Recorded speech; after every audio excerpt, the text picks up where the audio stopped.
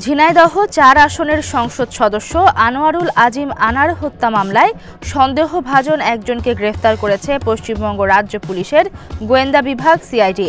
জিহাদ হাওলাদারের বাড়ি খুলনার বারাকপুর গ্রামে। বৃহস্পতিবার রাতে এক বিবৃতিতে একথা জানায় পশ্চিমবঙ্গ রাজ্য পুলিশের গোয়েন্দা বিভাগ। দীর্ঘ কয়েক বছর ধরে অবৈধ অনুপ্রবেশকারী হিসেবে মুম্বাইতে বসবাস করছিল জিহাদ। 2 মাস আগে তাকে কলকাতায় নিয়ে আসে আখতারুজ্জামান শাহীন। প্রাথমিক জিজ্ঞাসাবাদে জিহাদ স্বীকার করেছেন যে আখতারুজ্জামানের নির্দেশে 13 মে কলকাতার নিউ টাউন এলাকার সঞ্জীভা গার্ডেন্স ফ্ল্যাটে তিনি সহ 4 জন ওই সাংসদকে শ্বাসরোধ করে হত্যা করেন। হত্যার পর লাশ টুকরো টুকরো করে ব্যাগে ভরে সরানো হয়। শুক্রবার এই অভিযুক্তকে উত্তর 24 পরগনা জেলার বারাসাত জেলা ও দায়রা আদালতে তোলা হবে। এছাড়া জিজ্ঞাসাবাদের জন্য আটক করা হয়েছে জুবের নামের এক গাড়ি চালককে। গত 30 এপ্রিল অনলাইন রেন্টালের মাধ্যমে খুনের ঘটনায় ব্যবহার করা মারুতি গাড়ির চালক ছিলেন তিনি। সেটিও জব্দ করেছে সিআইডির কর্মকর্তারা।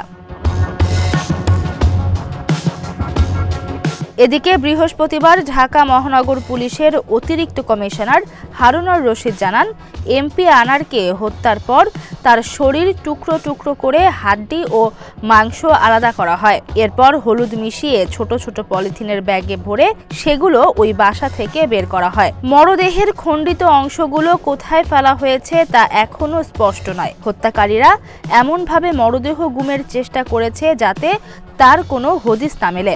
আনারকে হত্যার জন্য 2 মাস আগে থেকে পরিকল্পনা করা হয়। 13 তারিখে কলকাতায় বাংলাদেশের জাতীয় সংসদের বারবার নির্বাচিত সংসদ সদস্য আনার সাহেবকে অত্যন্ত নৃশংসভাবে হত্যা করা হয়েছে এবং তার লাশ নিশ্চিহ্ন করে গুম করে পৈশাচিকভাবে টুকরো টুকরো করে বিভিন্ন জায়গায় ফেলে দেওয়া হয়েছে। হত্যাকাণ্ড এবং লাশ গুমের কাজ সংগঠিত হয়েছে পশ্চিমবঙ্গের কলকাতায়।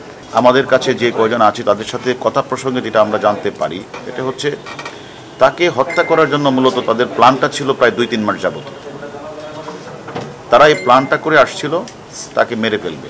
তাদের প্ল্যানটা ছিল এরকম যে তারা একদিকে যারা বিদেশের মাটিতে হত্যাকাণ্ড সংগঠিত করবে এবং লাশটাকে এমনভাবে গুম করা হবে যাতে কেউ কোনোদিন খুঁজে না পায়। আনোয়ারুল হত্যার তদন্তে পশ্চিমবঙ্গ পুলিশ ও বাংলাদেশের পুলিশ সমন্বয় করে তদন্ত করছে। এরই মধ্যে ভারতের ইন্টেলিজেন্স ব্যুরোর 4 সদস্যের একটি দল বৃহস্পতিবার বাংলাদেশে এসেছে। আনোয়ারুল হত্যায় জড়িত সন্দেহে কলকাতার পুলিশের দেয়া তথ্যের ভিত্তিতে এরই মধ্যে 3 জনকে ঢাকায় গ্রেফতার করেছে ডিবি। তারা হলেন শিমুল ভুইয়া, শিলাস্তি রহমান ও তানভীর ভুইয়া। গত 12 মে চিকিৎসার জন্য কলকাতায় যান ঝিনাইদহ 4 আসনের এই সংসদ সদস্য। এরপর 16 মে থেকে রহস্যজনকভাবে নিখোঁজ হন তিনি। পরে 18 মে থানায় একটি নিখোঁজ ডায়েরি করেন সংসদ সদস্যের পরিচিত ভারতের বরানগরের বাসিন্দা গোপাল বিশ্বাস। এরপর আনোয়ারুল আজিম আনারের খোঁজে তল্লাশি শুরু করে কলকাতা পুলিশ। 22 মে কলকাতার একটি ফ্ল্যাটে তাকে হত্যার তথ্য জানায় ভারতীয় পুলিশ। আনোয়ারুল আজিমকে অপহরণ করার অভিযোগ এনে বুধবার মামলাটি করেন তার মেয়ে মুমতারিন ফেরদৌস।